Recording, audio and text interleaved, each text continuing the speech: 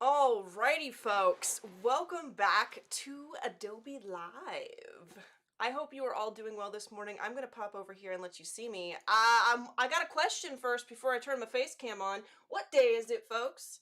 What day is it? Is it cosplay day? I think it might be cosplay day. Hello, everyone, and welcome in. Frank, it's cosplay day! Good morning, everyone. My name is Queen VooDoo Val, and I'm going to be your host this morning for the Photoshop Daily Creative Challenge, and I'm very, very excited about it. We're going to dive into challenge number 9. We are... Thank you, Annika! We are going to dive into our final challenge of the set before we jump into a couple of weeks of replays, and I am pumped to get into it, and I don't want to waste any time because we've got a big chunky challenge for today. It's good to see you, Annika. The hair is not a filter. Your girl is silver today, okay? Um, so I'm going to jump over to the landing page and give you folks a little once over on how you can get started with me, and then we're going to dive into what we have planned for this morning, all right? So let me pop over here to my screen.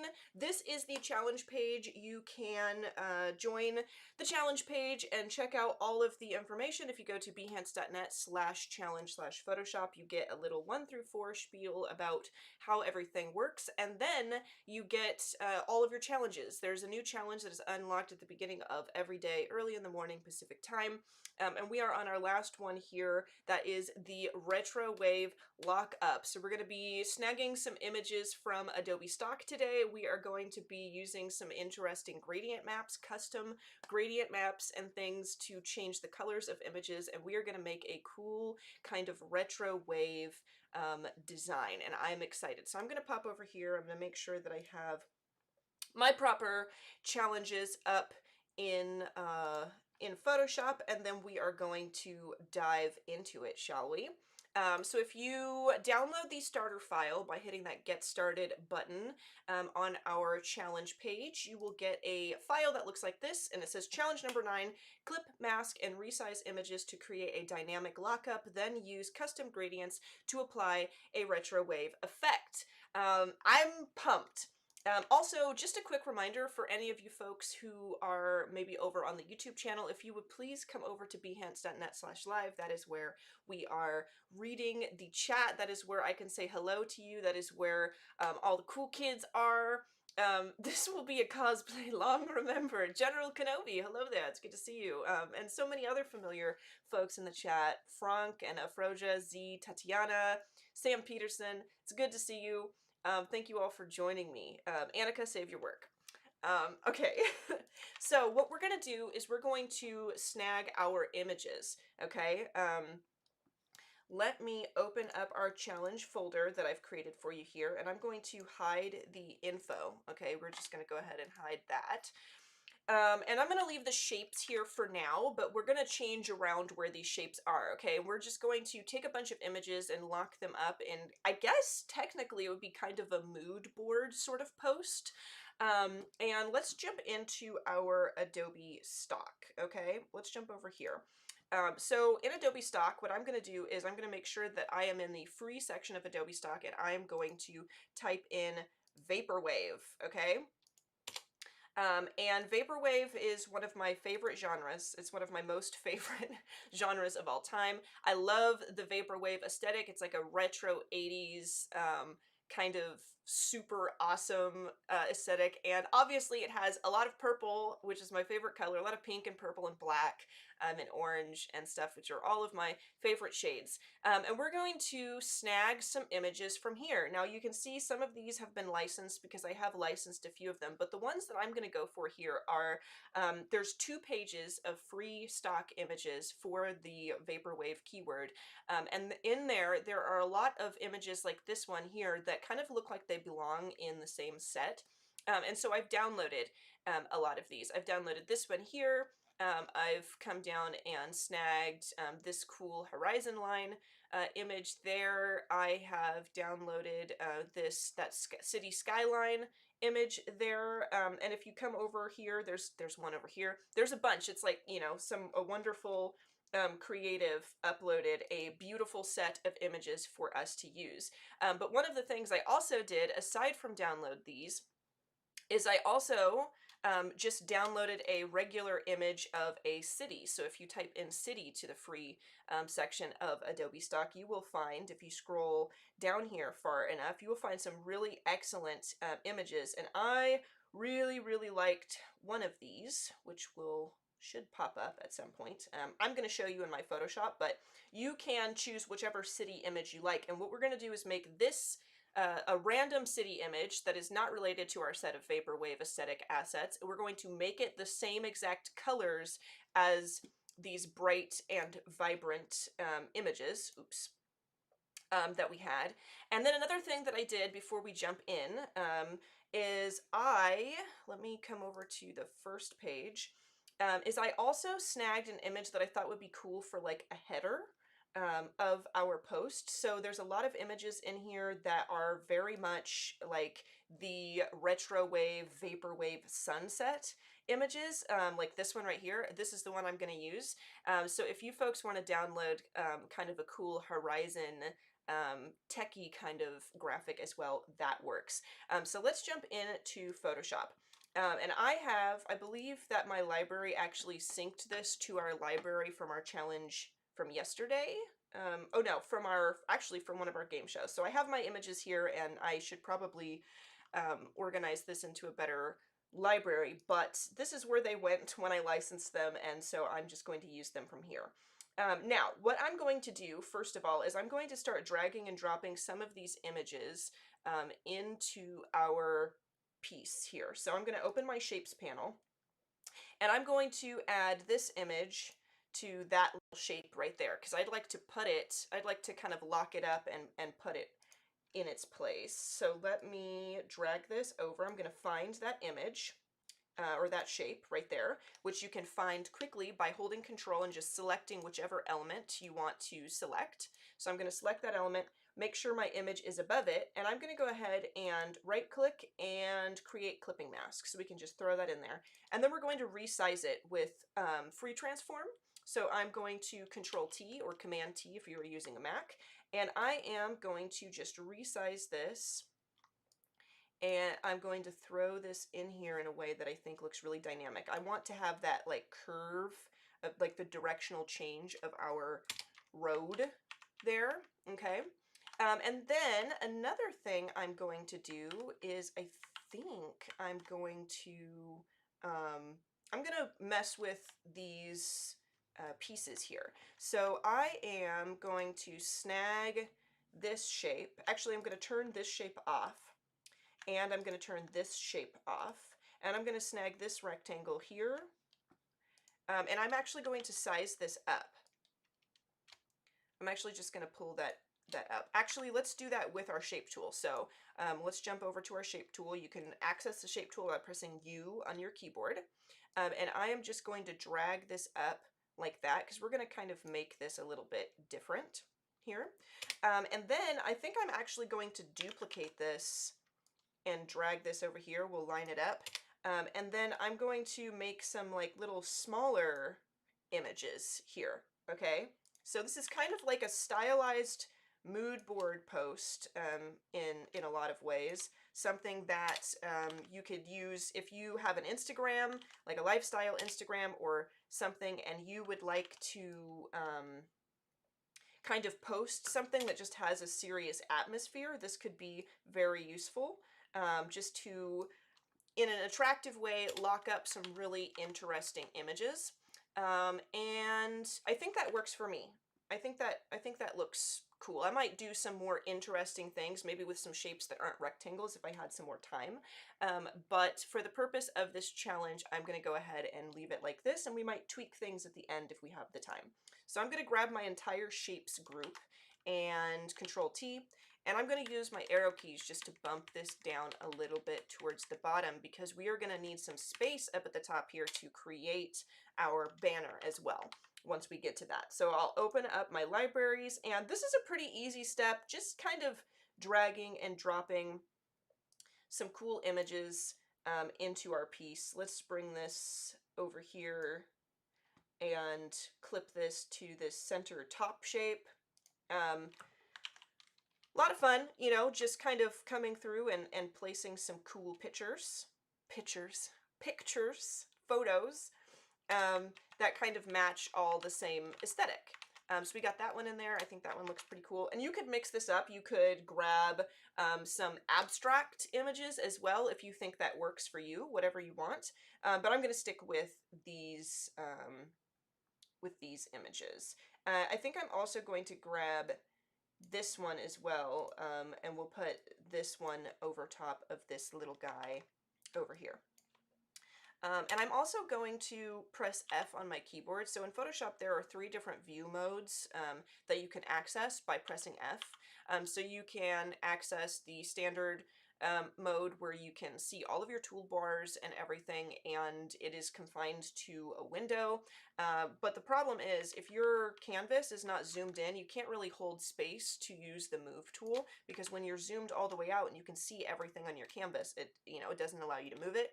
I prefer the second mode, if I hit F, and it just allows me to move it freely no matter what. I can change the background color too if I like, and do all sorts of things, and it keeps my tabs up here. And then, just in case you were curious, the third mode removes all of the interface, unless you come over and hover on the side, then it will open it up, or you can press Tab, and Tab will make them visible, and bring you into the other mode. So we're going to come in to the second mode here, just so I can move things freely, and continue with our clipping mask. So I'm going to find kind of a good crop of this skyline that I like.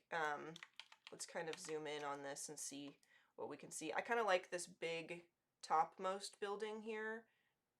So I think I will do that because I like that cloud coming in from the side. And we'll go ahead and use that. So we've got 3 images in here. Now, however, I would like to, say you're creating kind of a mood board atmospheric post for a client, doing like one of those aesthetic posts, where it's just like a collection of really beautiful items that have like colors and stuff like that. But the images that you need to use are not all exactly the same color. It can be hard to match things, and it can be exceptionally hard if you're doing a project like this, and these colors are pretty wild. You're not going to be able to edit a photo accurately and keep the quality and resolution of an image by editing each one of these colors individually, but you could achieve this look if you used a gradient map. So I'm going to come over here and drag in this cool city coast image. And what I'm going to do is I am going to sample colors from our set of images here and create a custom gradient map. And this is how I'm going to do that. So I'm going to select my gradient tool, which is just G on your keyboard. If you hit G and it brings you to the paint bucket instead of gradient, all you have to do is right click that gradient tool, and you can find either the 3D material drop tool or the gradient tool underneath the paint bucket. And you'll see that when I select the gradient, I have done some tests to kind of create a nice gradient map so you can see these familiar colors from our images up here. But you'll see where your gradient's at, and you can double click that and kind of open the gradient editor. And if we wanted to, let's see if we can just create a new gradient. I'm just going to select a random one in here because it won't change my gradient. If I select something, it's not actually going to change the gradient if I save it as a custom gradient when I'm done. So I can come in and start sampling colors. So if I want like kind of a yellow color, that would be the brightest color on the spectrum. Here I could select that, and then I could also come over here and sample. Actually, I'm going to do this in reverse. I'm going to sample the darkest color. Boom. And then I'm going to sample the lightest color, which is this bright yellow here, from the spectrum. And then in the center, I'm going to kind of go through the image and click here just to add another point, and we'll add another color. So let's add this purple color, and we'll click. And we can add more of this like vibrant pink color, I'm thinking. Let's get like something like that in between. We can add a very, very bright red color, which actually I'm going to swap these because I want that pink in between. And then we have our orange. And so this gives us a really nice gradient map of the colors that we need to use to transform our image into something that matches the rest of our set, right? Let me make sure I'm keeping an eye on time. I am. So we have our gradient map, and what we want to do is we're going to save this out. So we're going to call this cityscape gradient. Boom. And I'm going to go ahead and hit new. And you can see that, well, it did change, but I'm going to, oh no, actually it made a duplicate right next to it, because this is that one next to it. That's the one we were on. So it made us a new one. And I am going to go ahead and drag that down here. You can see I've done a few tests just to make sure that I have a nice looking gradient to show off to you folks today, because sometimes it takes a little bit of tweaking to get these gradients right. And I'm going to show you what I mean by that. So we have our gradient map. I'm going to go ahead and press OK. I'm going to make sure we are selected on our image here. And what I'm going to do first is I'll hold Control and I'm going to select this large rectangle, and then I'm going to, just so I can see where it is, let me bump this panel up so we can see more of our window here. And I am going to grab our image and bring it down here because we're gonna crop to this. I'll say create clipping mask, and then I'm going to transform it and just bring it down here. And we are going to put this piece of city right in there, because I feel like honestly that really does match. It goes with the vibe that we've got going on here. We just need it to be the right color. So now that it is in place, we will come up to image adjustments and gradient map. And we can start applying a gradient map.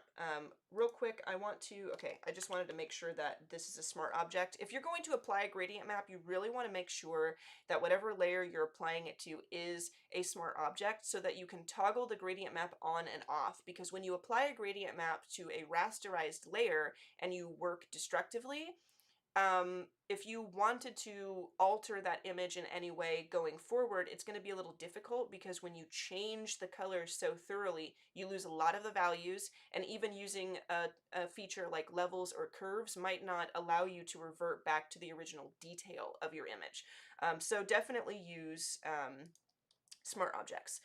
So we've got our gradient map window open, and in order to change the gradient map, because sometimes it just chooses a default color, or it chooses your foreground and background selected colors, just go ahead and double click the color there, and you can scroll down here and we can select our gradient map that we just made. Ooh, ooh, look, it matches! It matches. I thought I was going to have to tweak this a little bit, but honestly, I don't think I do. I'm going to go ahead and hit OK and OK. And now we have this new element, this new piece that matches perfectly with the rest of our project, which I'm very excited about. So I'm going to go ahead and leave that there, and I think that eventually I might actually turn this square into a text region. So maybe I can just come over here and hide this. I'm going to hide all my shapes because we need to make ourselves we got 5 minutes, we need to make ourselves a title. Okay, so I'm just going to, with my T key, I'm just going to sample a color real quick. We'll sample like this red color maybe, or pink color, and I'm just going to drag out a text box real quick. Boom. And I'm going to go ahead and copy this and paste it and just add some text there. I'm not going to be precious with that. I'm going to leave that as is. And then real quick, I'm going to show you how to make a really cool banner, okay? So I'm going to grab our little title image here, and I'm just going to throw that in. I'm going to make sure that is on the background here. And I'm going to go ahead and kind of drag this to meet our image here, and I'm going to drag it up so that it is just showing like a portion of our Retrowave sun. I'm going to come to our background with my paint bucket tool, and I'm going to sample this color that's right at the edge, right at the border here of our image, and I'm going to go ahead and change the background to that color so it's all looking like it's one image. And then above this, I'm going to grab our gradient tool, and I'm going to remember to come up here, hit this little caret, and change it to our basics and go to that transparent gradient. And then I am going to kind of fade this a little bit just to fix the readability and visual kind of representation of what we've got going up here, which is starting to look good already. And then I'm just going to convert this all. I'm going to select all of these layers, right click, and convert to smart object. How much time do we have left? We got 4 minutes. We're good. Now what I'm going to do is I'm going to go in like super ultra vaporwave fashion. I am going to make us a title across the sun here. And I'm going to use a really cool font. So I'm going to go ahead and just hit T, and I'm going to put challenge 9 up at the top here, okay? So I'm going to type just a 9 for now. I'm going to change the type that this is, and I have some selected up here. I think I'm going to use Montserrat. Let's use Montserrat for, maybe not Montserrat for that 9. Let's find something like very, maybe Coven for that 9. No, not Coven. I want something like very, maybe the ethnocentric. Ethnocentric might work. This is an Adobe font called Ethnocentric. Ethnocentric could work. Let's center that. Okay, we're gonna center that up and bring it out like so. And we are going to change this to our yellow, I think. Change it to our yellow. Boom. And then I'm going to make a clipping mask to this with a gradient color. So I'm going to snag this orange, and I'm going to go ahead and just kind of, oops, let's make sure that is clipped to our 9. And I'm just going to kind of add a gradient to that just to make it look ultra cool. And I'll go ahead and group those together and then just call that 9 so I remember what that is. How are we doing on time? What are we looking like? We're doing good. And then I am going to use a font called Calgary. Okay, let's click over here. I believe it's called Calgary, which is also an Adobe font. Yes, Calgary script. And we are going to write challenge. Boom. And I'm going to change this to a purple, I believe. Let's change it to like a, yeah, something like that. And what I'm going to do is I'm going to bring this over here. I'm going to throw this over top of the 9, and we're going to increase legibility a little bit by, let's see, we're going to wave this. We're going to wave this text. I'm going to go up here to Rise, and I'm going to change this in the warp text panel to be slightly less crazy, okay? And I'm going to go ahead and leave that there, but we need this to be more visible, okay? We need this to be more legible. So what I'm going to do is, first of all, I'm going to make a clipping mask to this as well. How are we doing on time? I got to keep peeking. We got about 1.5 minutes. I'm going to make a clipping mask to challenge as well, and I'm going to grab my gradient tool, and I'm going to snag this dark purple, and we are going to kind of improve that visibility there by making this sort of fade, okay? And then I'm going to duplicate my challenge text. I'll hide this for a moment. I am going to, with my text tool, select this and change it to that yellow color, okay? And then I will unhide the text that I had over top of it, and I'll free transform and then just use my arrows to kind of bump this down, just to kind of give this like a sideways outline. that I think will look cool, just to, you know, add even more legibility.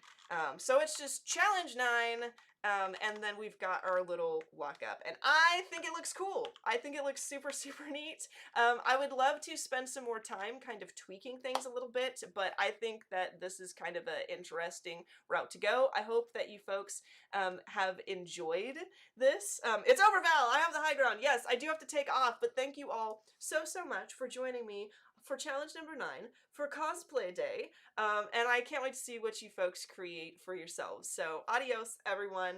Much love, happy designing, and I will see you next time.